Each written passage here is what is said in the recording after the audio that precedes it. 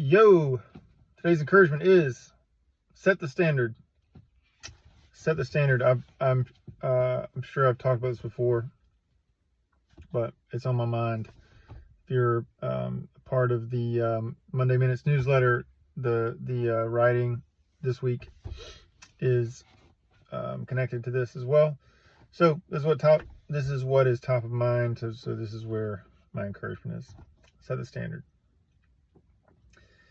If you are a leader of your family, a leader of a team, a leader in business,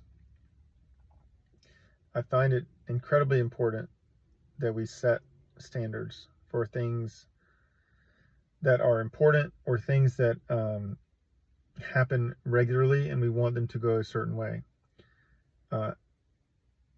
Everyone might execute this differently.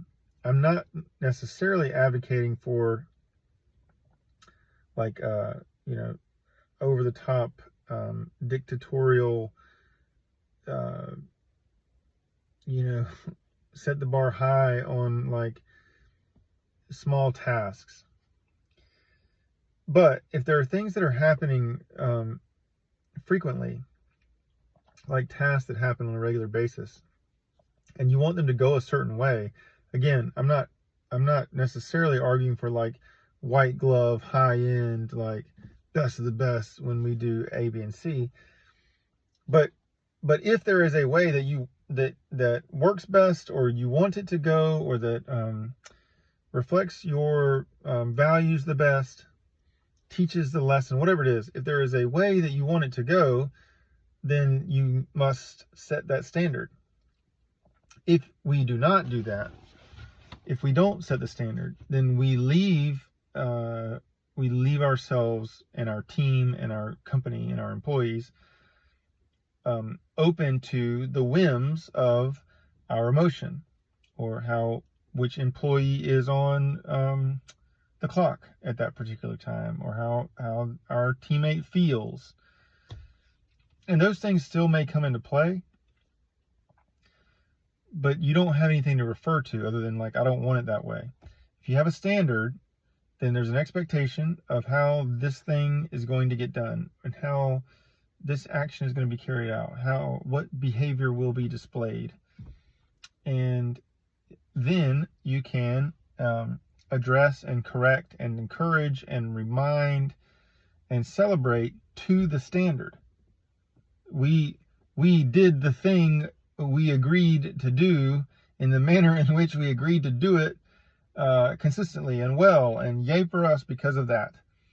We interacted with a customer or a teammate in the way that we said we were going to do it.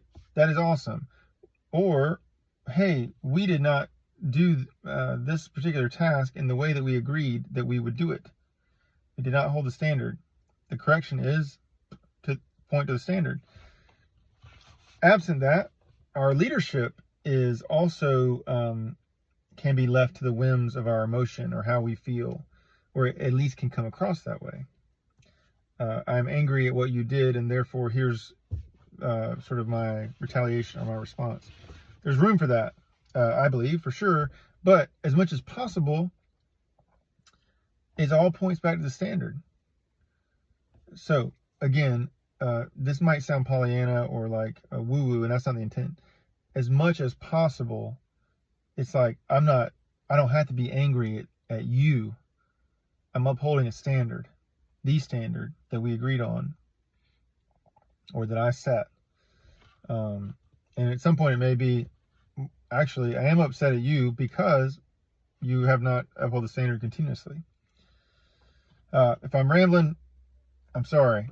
I got a lot in my head around this topic, but what I'd like to encourage you on is to set the standard. We can encourage on upholding it later and what all that looks like, and you can send me an email or a text, or if you have questions, I'll try and answer them.